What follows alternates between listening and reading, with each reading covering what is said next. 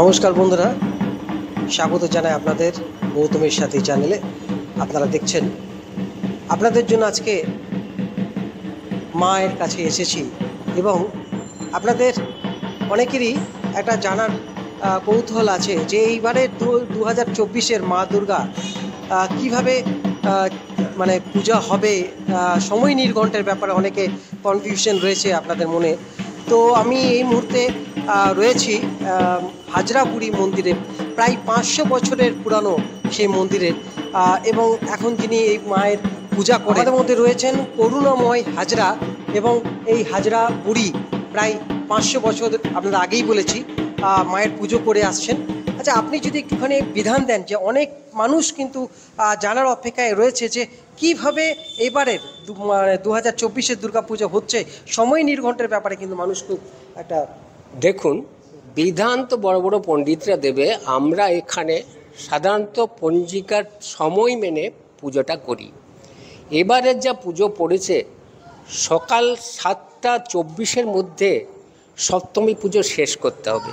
তাহলে সপ্তমী পুজো যদি শেষ করতে 7:24 টাইম থাকে, তাহলে আমাদের অতি ভোরে অর্থাৎ 3:30 4টের মধ্যে মায়ের দোলা এনে, মানে তার মধ্যে হয়তো সূর্যোদয় উঠে যায়, দোলা এনে তারপরে মন্দিরে প্রতিষ্ঠা করা। প্রথমে মাকে এনে বাইরে স্নান করিয়ে, আগে তো পুকুরে স্নান করানো হয়, তারপর স্নান করিয়ে মন্দির শুদ্ধ করে তারপরে মাকে নবপত্রিকায় প্রতিষ্ঠা করা হয়।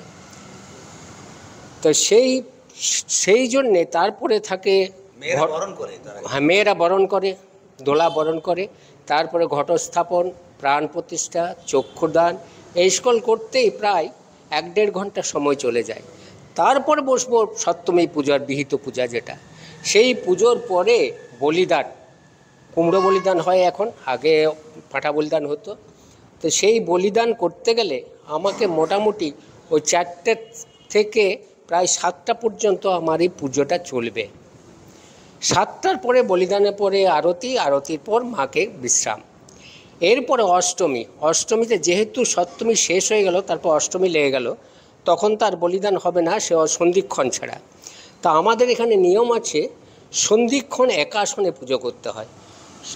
কোনো জায়গায় আছে যে অষ্টমী বিহিত পূজা তারা দিনে করে নেয়, জাস্ট সন্ধিক্ষণের যে পুজোটা থাকে সেই পুজোটা সেই সন্ধিক্ষণে বসে তারা পুজোর সম্পন্ন করে। কিন্তু আমাদের এখানে তা না। যখন আমি অষ্টমী পুজোতে বসে গেলাম, সেই পুজোর শেষে সন্ধিক্ষণের বলিদানের আগে মুহূর্ত পর্যন্ত আমি আসন ত্যাগ করতে পারি না। সেই জন্যে আমাদের বসে আমাদের ওই নিয়ম মেনেই যদি করতে হয়, তাহলে সেই আবার 2:30-3টের থেকে মায়ের পুজোয় বসতে হবে। এবং অষ্টমীর বললি যদ্দূর সম্ভব, আমার ঠিক এখন খেয়াল নেই, 7:26 না কততে যেন বলিদান আছে, সেই 7:26 বলিদানের পরে আমি মুক্তি পাবো মায়ের পুজো করে। তারপরে পড়ে যাচ্ছে নবমীটাও তাই, 6:46-এর মধ্যে তারপর দিন নবমী শেষ হয়ে যাচ্ছে। তো নবমী শেষ হয়ে গেলে সেই নবমী করতে গেলে সেই নবমীর মধ্যে আমাকে বলিদানটা করতে হবে। তাই 6:44-এর মধ্যে হোম এবং বলিদান এবং পুজো সবটাই শেষ করতে হবে। সেইভাবেই আমরা পুজো করব। এরপরে থাকবে দশমী, মানে নবমীর দিনেই আমাদের দশমী, মানে নবপত্রিকা বিসর্জন করে আমাদের বলয়া ধারণ করতে হয়, ওই অপরাজিতার বালা ধারণ। সেটা কি নবমীর পরের দিনেই বিসর্জন হবে এবারে? না, নবমীর পরের দিনে আমাদের এই ঘট বিসর্জন হয়ে যাবে, ঘট এবং এখানেই প্রশ্ন যে বিশুদ্ধ পঞ্জিকা মতে যেটা রামকৃষ্ণ মঠ যেটা দেখাচ্ছে, তারা কিন্তু নবমী, অষ্টমী, নবমী এবং দশমী পরপর 4 দিনের পুজো হচ্ছে। এই ব্যাপারে যদি একটু। হ্যাঁ, এটা আমাদের 4 দিনেই পুজো থাকবে, দশমীর দিনেও পুজো থাকবে। মা তো আমাদের অধিষ্ঠিতা আছেন, মায়ের মূর্তি আমরা না হয় মাকে বিসর্জন দিচ্ছি, কিন্তু স্ট্রাকচারটা বিসর্জন হচ্ছে না। আমরা দশমীর দিনে আবার সেইভাবে পুজো করে তারপরে আমরা বিসর্জন। পার্থক্যটা মানে আমি বলতে চাইছি, বিশুদ্ধ পঞ্জিকা মতে এবং বেনি মাধবশীলের যেটা, সেটার মধ্যেই যে পার্থক্য তফাৎ রয়ে গেছে, এটা ব্যাপারে যদি একটুখানি আমাদের। এই তফাৎটা বলতে আমি বিশেষ কিছু বলতে পারবো না, তবে আমরা সময় ধরে আমরা পুজো করি, সেইভাবেই আমরা পুজো করব ঠিক করেছি। এখন মায়ের ইচ্ছা, মা কিভাবে পুজো নেবেন, কিভাবে মায়ের অনুমতি হয়, সেটা মাই বুঝবেন। হ্যাঁ হ্যাঁ, একটা বিশুদ্ধ সিদ্ধান্ত, একটা বেনিমাধব শীল। আমরা বেনিমাধব শীলের পঞ্জিকা ধরেই করি, এই সেইভাবে করা হয়ে আসছে। আমরা ওই কনভেনশন মেনে চলি, গুপ্ত প্রেস, হ্যাঁ গুপ্ত প্রেসের মতে করি আমরা, ওই কনভেনশন অনুযায়ী করি যেহেতু তাই করছি। অনেকে করছে শুনছি যে 4 দিন ধরে পুজো হবে এবং সূর্যোদয়ের পরে পরে পুজোগুলো তারা শুরু করছে। আমরা যেহেতু ওইভাবে হয় না, আমাদের গুপ্ত পঞ্জিকা অনুযায়ী হয়, আমরা ওই নিয়মই করব। তো আমাদের কিছু বিশেষ মন্ত্র আছে। হ্যাঁ অন্যান্য মন্দিরে বা বারোয়ারি পুজোয় যে মন্ত্র থাকে, আমাদের বিশেষ পুঁথি আছে, সে বহু পুরনো পুঁথি। হ্যাঁ, যেহেতু এটা এত বছর ধরে পূজিত হয়ে আসছেন এবং এটা পারিবারিক পুজো। হ্যাঁ হ্যাঁ, সেই জন্যে এই পুজো পদ্ধতি কিছুটা একটু আলাদা এবং একটু লেংদি। অন্যান্য পুজোয় যে পুজোটা হয় তার চেয়ে আমাদের পুজো পদ্ধতি আর একটু লেংদি, সেই জন্যে আমাদের সময়টা অনুযায়ী যদি করতে হয়, সেই জন্যে আমরা আগের থেকে পুজোয় বসে আমরা পুজো শেষ করতে চাই। করে পুঁথি আমাদের রাখা আছে, হ্যাঁ ওই বংশ পরম্পরায় পেয়ে এসেছি, ওই নিয়ম ধরে হয় আমাদের। যার জন্য অন্য মন্দিরে দাঁড়ালে যে মন্ত্র, আমাদের মন্ত্র একটু অন্যরকম কানে লাগবে, হ্যাঁ একটু অন্যরকম আমাদের।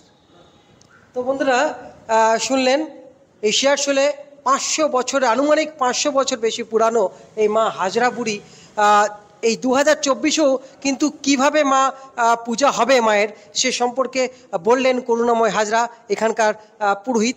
তো বন্ধুরা, আমরা রানীগঞ্জের আরও কয়েকটি মন্দিরে যাব, তারা কীরকমভাবে পুজো করবেন আপনাদের সামনে তুলে ধরবো। দেখতে থাকুন গৌতমের সাথে। 53 ইয়ার্স ঠাকুরমশাই এই ষোলনা মন্দিরে 53 বছর ধরে পুজো করে আসছেন। আচ্ছা, এই বছর 2024-এর সময় নির্ঘণ্ট, মানে এই বছর মা ষোলনা পুজো কীভাবে করবেন, যদি একটু সময় নির্ঘণ্টটা বলে দেন, কখন মায়ের বাড়ি আনা, কখন বাড়ি আনা ঢুকবে 6টায়, বেরোবো কখন আমি বলতে পারলাম না। আমার 6টার মধ্যে নবপত্রিকা ঢুকে যাবে সকাল 6টায়।